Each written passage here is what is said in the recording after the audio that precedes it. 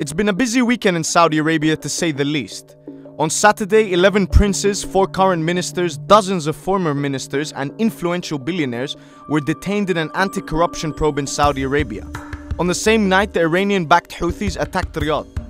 Earlier that day, Lebanon's prime minister announced his resignation, not from Beirut, but live from Riyadh. And Sunday morning saw a prominent prince die in a helicopter crash near the Yemeni border. But how are these events related, and what does this mean for Saudi Arabia?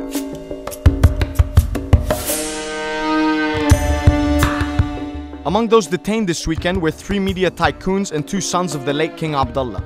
His first son, Mutaib bin Abdullah, Minister of the National Guard, was fired and arrested, meaning that MBS has for one taken out a potential contender for the throne, and in the same time gained control of the National Guard, the third and final arm of the kingdom's security apparatus.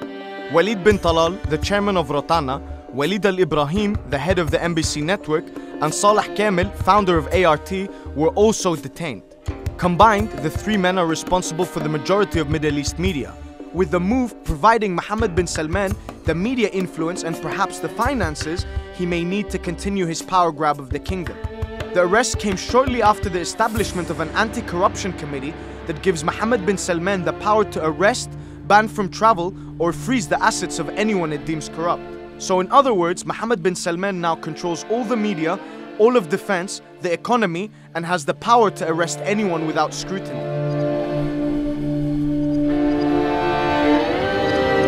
MBS's influence also reached Lebanon this weekend.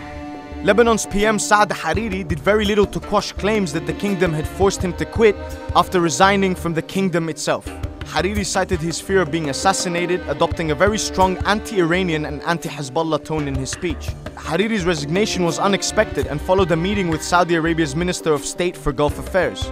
His resignation is set to destabilize Lebanese politics and could either slow down or accelerate Iranian influence in the country. Israel, the Trump administration, and Saudi Arabia also have a common enemy in Iran and its proxy Hezbollah. Observers will be closely watching Lebanon following word of Israeli military exercises by the Lebanese border, which may signal a move against Hezbollah in the near future.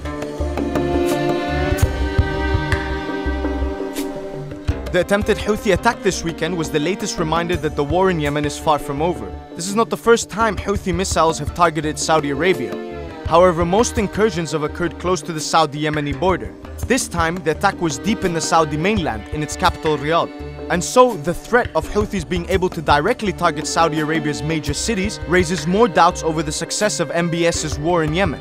MBS has been leading an aerial campaign in Yemen since 2015, a conflict that has caused a severe humanitarian crisis and failed to defeat the Iranian-backed Houthis, who are still in control of the Yemeni capital Sana'a.